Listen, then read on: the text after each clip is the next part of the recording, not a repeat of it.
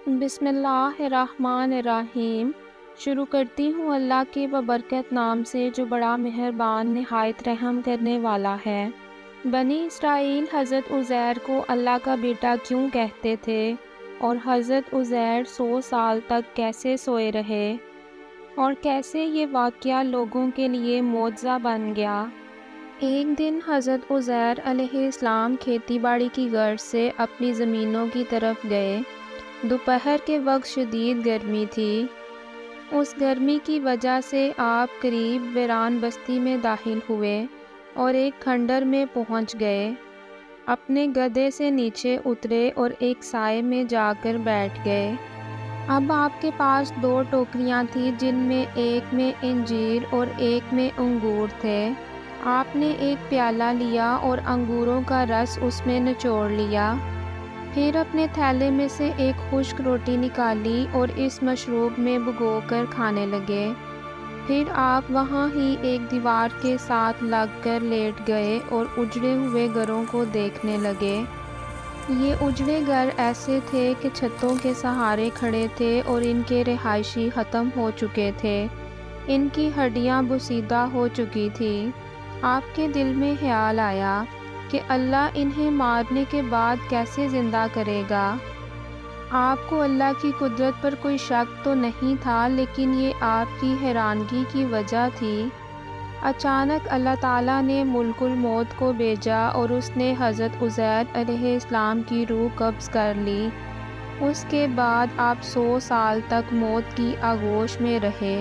جب 100 سال گزر گئے اور ارد گرد کے حالات اور واقعات بھی بدل گئے تو اللہ نے حضرت عزیر کی جانب فرشتہ بھیجا جس نے سب سے پہلے آپ کے دل کو زندہ کیا تاکہ اس میں قوت آئے، پھر آنکھوں کو زندہ کیا تاکہ آپ ان آنکھوں سے سب کچھ دیکھیں اور یہ جانیں کہ اللہ کیسے مردوں کو زندہ کرتا ہے۔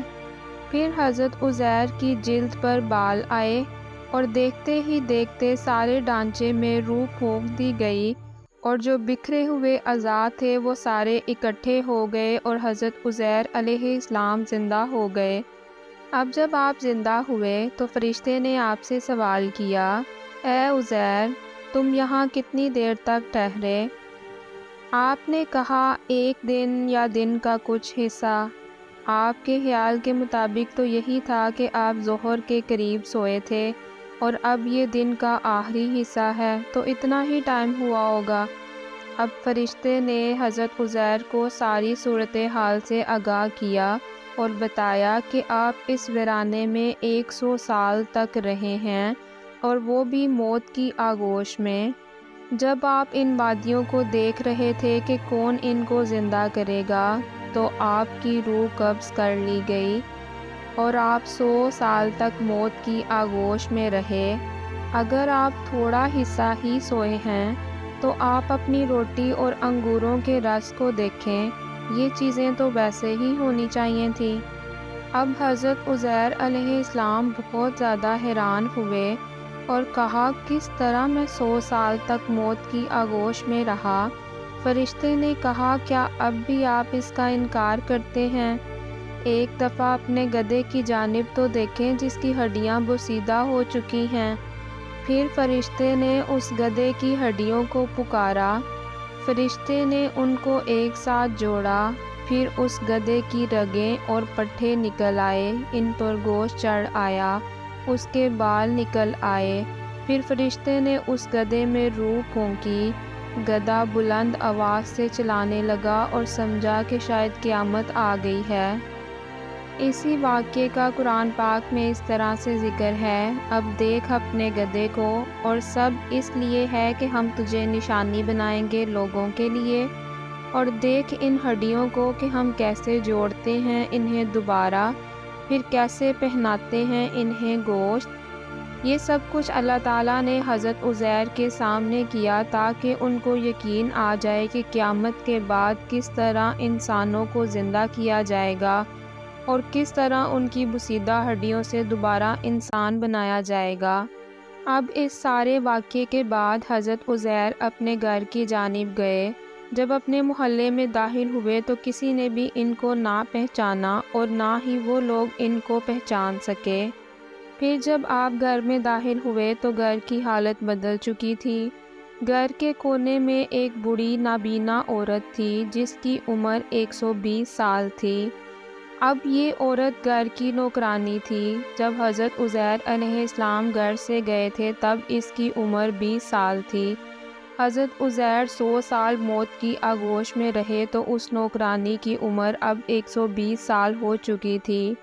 100 سال گزرنے کے بعد نہ تو حضرت عزیر کو کوئی اس محلے میں جانتا تھا اور نہ ہی حضرت عزیر نے کسی کو پہچانا۔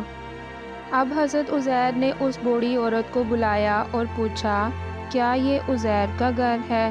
بوڑھی عورت نے سر ہلایا اور کہنے لگی، ایک عرصہ ہو گیا کسی نے عزیر کا نام نہیں لیا، لوگ تو اسے بھول چکے ہیں۔ حضرت عزیر نے کہا، میں ہی عزیر ہوں۔ اللہ نے 100 سال تک مجھ پر موت طاری رکھی اور پھر مجھے دوبارہ زندگی عطا کی۔ اب بوڑھی عورت بھی حیران تھی، بولی، سبحان اللہ، عزیر تو گئے 100 سال ہو چکے ہیں، آج تک اس کا ذکر بھی نہیں ہوا۔ آپ نے پھر فرمایا کہ میں ہی عزیر ہوں۔ اب وہ عورت کہنے لگی کہ عزیر تو وہ تھے جن کی دعائیں قبول ہوتی تھیں اور بیماروں کو شفا مل جاتی تھی۔ اگر تم عزیر ہو تو میرے لیے دعا کرو، اللہ میری بینائی لٹا دے تاکہ میں دیکھ سکوں اور تمہیں پہچان سکوں کہ تم واقعی عزیر ہو۔ اب حضرت عزیر نے اللہ کی بارگاہ میں دعا کی، اس بوڑھی عورت کی آنکھوں پہ ہاتھ پھیرا جس سے اس کی بینائی واپس آ گئی۔ آپ نے اس کا ہاتھ پکڑا اور فرمایا، اللہ کے حکم سے کھڑی ہو جاؤ۔ بس وہ اللہ کے حکم سے کھڑی ہو گئی اور اس نے جب آپ کو دیکھا تو واقعی پکار اٹھی کہ آپ عزیر ہی ہیں۔ اب وہ بوڑھی عورت بنی اسرائیل کے محلے کی جانب بھاگی۔ اس وقت لوگ ایک محفل لگائے بیٹھے تھے اور اس محفل میں حضرت عزیر کا بڑا بیٹا ان کا سردار تھا۔ اس کی عمر 118 سال تھی اور آپ کے پوتے بھی وہاں موجود تھے۔ اس بوڑھی عورت نے جب سب کو حضرت عزیر کے لوٹنے کی اطلاع دی تو کسی نے بھی اس کی بات پر یقین نہیں کیا۔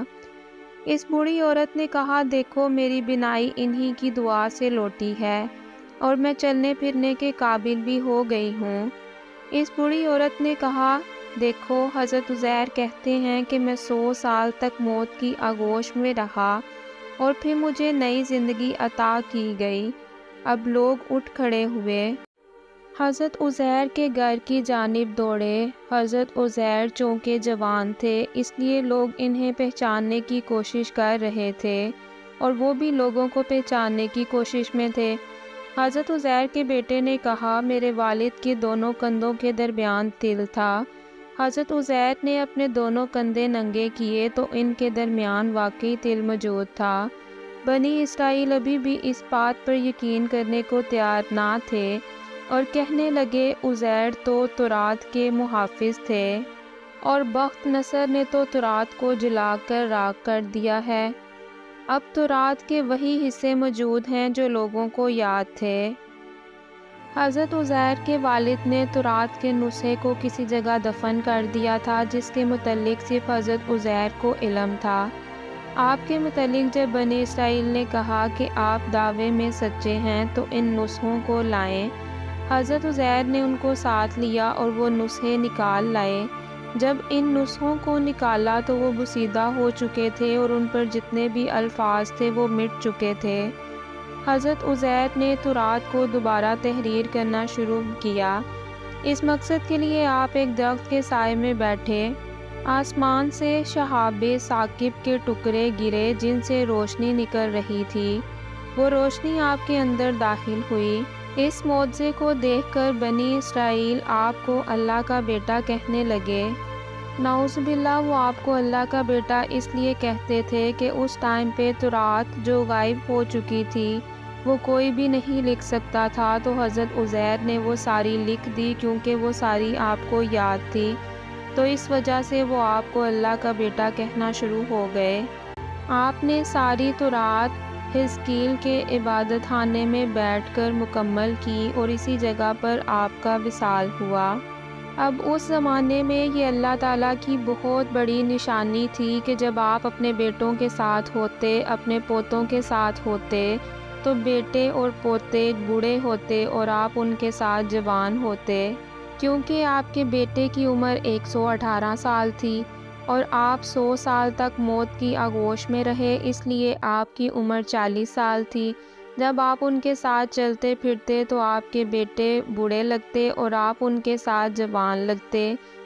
یہ اس وقت کے لوگوں کے لیے بہت بڑا معجزہ تھا، اور یہ بھی معجزہ تھا کہ آسمان سے شہاب ثاقب کے ٹکڑے گرتے، ان کی روشنی، ان کا نور آپ کے دل میں جاتا اور آپ حرف بحرف تورات لکھتے رہتے۔ اس طرح اللہ تعالیٰ نے اپنے نبی حضرت عزیر کو بھی یہ دکھا دیا کہ موت کے بعد کس طرح اللہ تعالیٰ انسانوں کو زندہ کریں گے اور کس طرح قیامت کے دن حساب کتاب لیا جائے گا۔ یہ اللہ تعالیٰ کی بہت بڑی نشانی ہے کہ ایک ہی زمین پر ایک انسان کے لیے وقت کو روک دیا گیا اور باقی انسانوں کے لیے وقت چلتا گیا۔ ایک انسان وقت کے 100 سال تک پیچھے رہ گیا اور باقی ساری دنیا 100 سال تک آگے نکل گئی۔ ان واقعات کو دیکھ کر انسان نے ٹائم مشین پر کام کیا۔ اصحاب کہف کا بھی واقعہ اسی طرح سے ہے، اور نبی کریم صلی اللہ علیہ وآلہ وسلم جب معراج پر گئے تب بھی وقت کو دنیا کے لیے روک دیا گیا اور ایک انسان کے لیے وقت چلتا گیا۔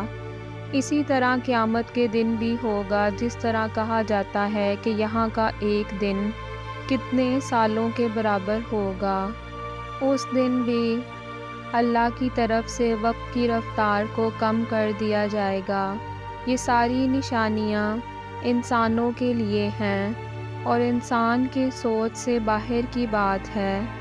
انشاءاللہ اگلی ویڈیوز میں اصحاب کہف اور نبی پاک صلی اللہ علیہ وآلہ وسلم کے معراج کے واقعے کو بھی ڈسکس کریں گے۔